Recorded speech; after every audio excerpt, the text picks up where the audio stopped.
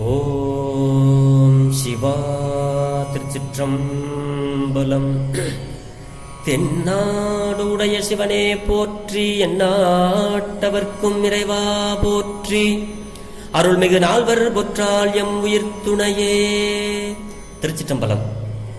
பெரும்பற்ற புலியூரானை பேசாத நாளெல்லாம் பிறவா நாளே என்ற அருள்வாக்கை அருளிச் செய்த அருள் திருநாவுக்கரசு பெருமானார் பொன்னார் திருவடிகளை தலைமேற்கொண்டு வணங்கி அப்பெருமானார் அருளிச் செய்த பெரும்பற்ற புலியூரானை பேசாத நாளெல்லாம் பிறவா நாளே என்ற அருள்வாக்கை எடுத்துக்கொண்டு சிறியன் சிவபாலா தினம் ஒரு திருமுறை பாடல்களின் மூலம் சிவபெருமானாருடைய நாமமாகிய நமச்சிவாய சிவாய நம என்ற மந்திரத்தை நாவினால் நவின்றும் மனத்தால் நினைந்தும் சிந்தையில் தியானித்தும் சிவபெருமானாருடைய புகழை பேசியும் இந்த நாளை ஒரு நல்ல நாளாக மாற்றும் முயற்சியில் சிறியன் சிவபாலா தொடர்ந்து செயல்பட்டுக் கொண்டு வருகிறேன். இதற்கெல்லாம் சிவபெருமானாருடைய திரு அருளினாலும் அருளாளர் பெருமக்களுடைய குரு அருளினாலும் அடியார் பெருமக்களாகிய உங்களின் அன்பும் ஆதரவும் ஊக்கமும் முன்னின்று அருள் செய்ய சிறியேன் இப்படி ஒரு பேர் பெற்றுள்ளேன் என்பதை உணர்ந்து இன்றைய பெரும்பற்ற புலியூரானை பேசாத நாளெல்லாம் பிறவா நாளே என்ற சிந்தனைக்குள் செல்வோம். திருச்சிற்றம்பலம். அடியார் பெருமக்களே, சிவ அன்பர்களே, உங்கள் அனைவரது பொன்னார் திருவடிகளையும் வணங்கிக் கொண்டு இன்றைய பெரும்பற்ற புலியூரானை பேசாத நாளெல்லாம் பிறவா நாளே என்ற சிந்தனைக்குள் செல்வோம். அருள் திரு மணிவாசக பெருமான் திருவாய் மலர்ந்தருளிய 8ஆம் திருமுறை திருவாசகம். திருவாசகத்தில் 29வது திருப்பதிகம் அருள் 10 திருப்பெருந்துறையில் அருளியது. இந்த பாடல் அருளை வேண்டி பாடிய 10 பாடல்களை கொண்டது. அருட்பத்து. அருள் அன்றி வீடு பேறு கிட்டாது என்பதாம், கிடைக்காது என்பதாம். மகா மாய சுத்தி, மாயையில் இருந்து விலகி தூய்மை பெறுதல். மாயையாவது உலகம். எழு சீர் கழி நெடிலடி ஆசிரிய விருத்தம். முதல் பாடலை இப்பொழுது நாம் சிந்திப்போம். திருச்சிற்றம்பலம். சோதியே சுடரே சூழ்வொளி விளக்கே சுரிகுழல் பனைமலை சுரிகுழல் பனைமுலை மடந்தை பாதியே பாரனே பால்கொள் வெண்ணீற்றாய் பங்கயத்து அயனும் மாலரியா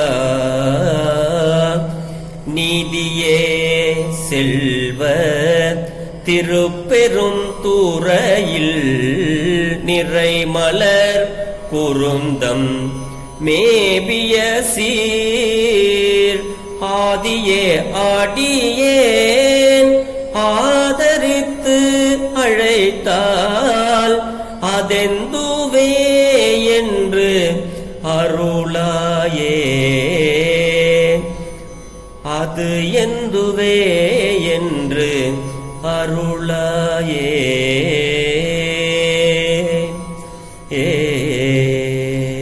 திருச்சிற்றம்பலம். சுவாமி சிவபெருமான் திருவண்ணாமலையிலே ஜோதி பிழம்பாக இருக்கிறார். அதனால மாணிக்க வாசக பெருமான் முதல்ல சோதியே அப்படின்னாரு. சோதியே சுடரே அப்படின்னா சோதி பிழம்பானவனே. சுடரேன்னா ஒளி பிழம்பில் உள்ள கதிர்களாய் உள்ளவனே அப்படின்னு அர்த்தம்.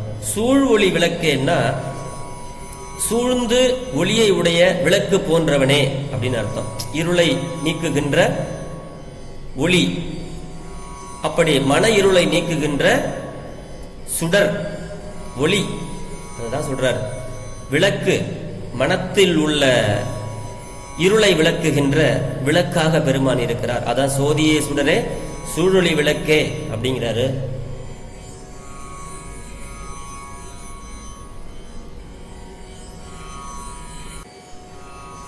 சிவசிவ சிறு தடங்கள்.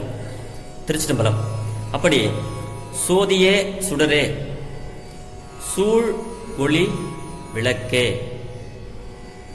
சுரிக்குழல் பனைமுலை மடந்தை அப்படிங்கிறார். சுவாமி ஜோதி வடிவாக சோதி பிழம்பாக காட்சியளித்தார். அதனால சோதி பிழம்பானவனே அப்படின்னு சொல்றாரு சுவாமி.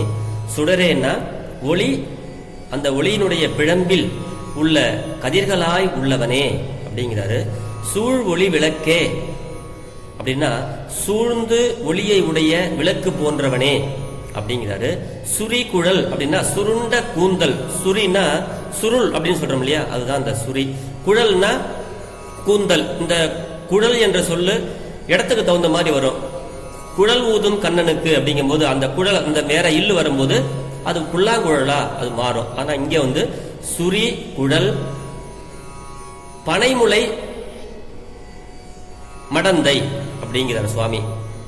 அப்படின்னா பனைமுளை அப்படின்னா பருத்த தனங்களை உடைய, மடந்தை அப்படின்னா உமாதேவி, உமாதேவியின் அப்படின்னு அர்த்தம். மடந்தைனா உமாதேவி, பாதியேன்னா உமாதேவியை ஒரு பாகத்தை உடையவனே, அதான் மடந்தையின் பாதியே.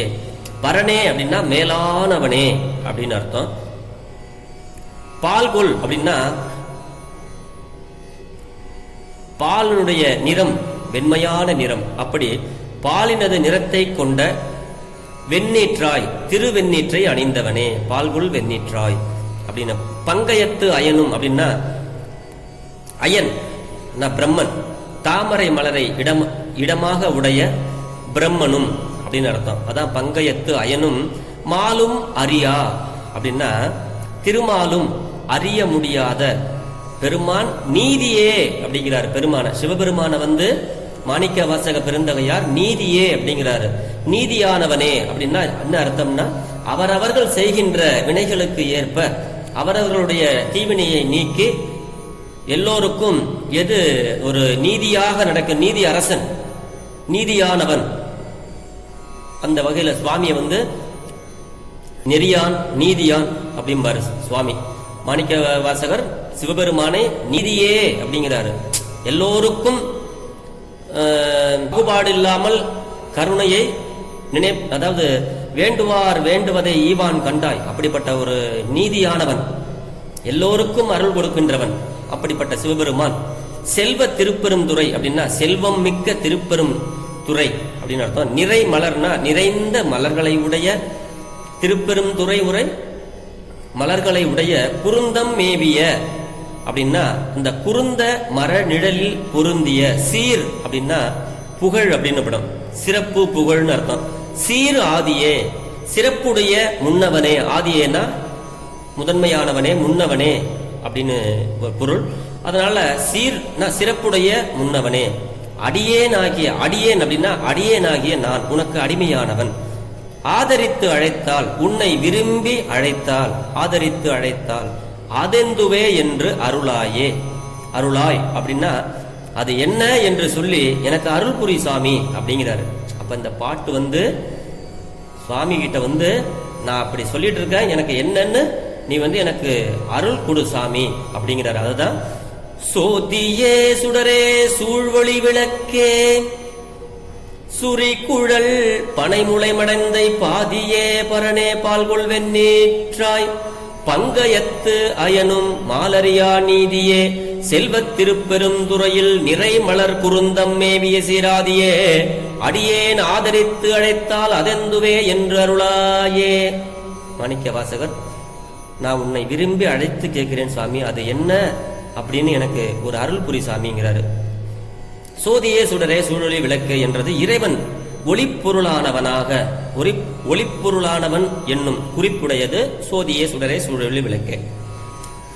சோதி என்பது இறைவனது பெரு நிலையையும், சுடர் என்பது அவன் உலகத்தோடு தொடர்பு கொண்டு வரும் நிலையையும் விளக்குது என்பது அவர் ஒவ்வொரு உயிருக்கும் தனித்தனியே அருள் செய்யும் நிலையையும் குறிப்பவனாகவும், அது அதெந்து என்ற மலையாள சொல் என்னது அப்படின்றதுக்கு மலையாள சொல் அது என்ன அப்படிங்கிறதுக்கு மலையாள சொல். அப்படி